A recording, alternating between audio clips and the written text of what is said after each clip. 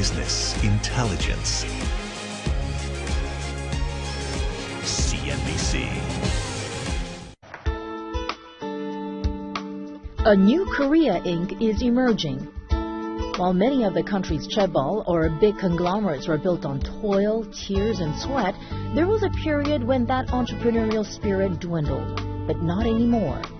Koreans are bold. They've been doing innovation and doing really great things for a long time. It just hasn't come under the notice, maybe of the world. And maybe that's where smartphones or the open platforms and markets have changed it. But they're really ready to do it. These startups are actually surprisingly good.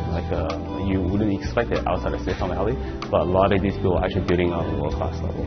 After all, this is the home of more than 30 million smartphone users and the world's top handset makers like Samsung and LG. This may be one of the world's most wired and innovative nations, but culturally it's been a tough environment to be enterprising. But the fear of failure and charting a different career path isn't stopping a new breed of entrepreneurs who call themselves the geeks of Gangnam. It's also leading to more networking spaces like DreamCap, Korea's first entrepreneur hub. They are nation's most prominent developers, VCs, and investors and designers.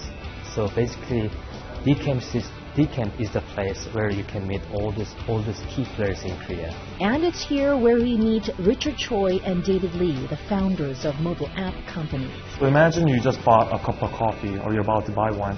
And Like a bento box. Or a bento box. You're done eating, you're about to pay. And typically, you might have a plastic mileage card or punch cards even that'll say, if you came 10 times, you'll get the 11th for free. Instead of doing that, you would just approach the cash counter and simply put your cell phone number in. Random number. And you'd get literally a stamp or two or stickers. And it'll tell you what you can do with those points that you just earned. We were at the time producing news content and transforming it into video. I thought we can do this with Shakr. Personal videos have a plethora of video templates that people can choose from. Take my baby photos, put them into a template, and have a beautiful video produced in high definition that I can watch on my TV or share with my friends and family by email. Having that great idea is just one part of the equation. Sourcing enough cash to turn that concept into reality is the tough part. We so far raised up to about $1.5 million so far, and we're about to raise another round of funding. We've got a roster of investors that have put in approximately $1.8 million so far, and a little bit more is trickling in. So we're fairly well funded, I wouldn't say that we're comfortably funded, but we're well funded just right. While Spoqa and Shakr Media managed to find the right financial backers, many say more needs to be done to develop the startup industry's access to funding.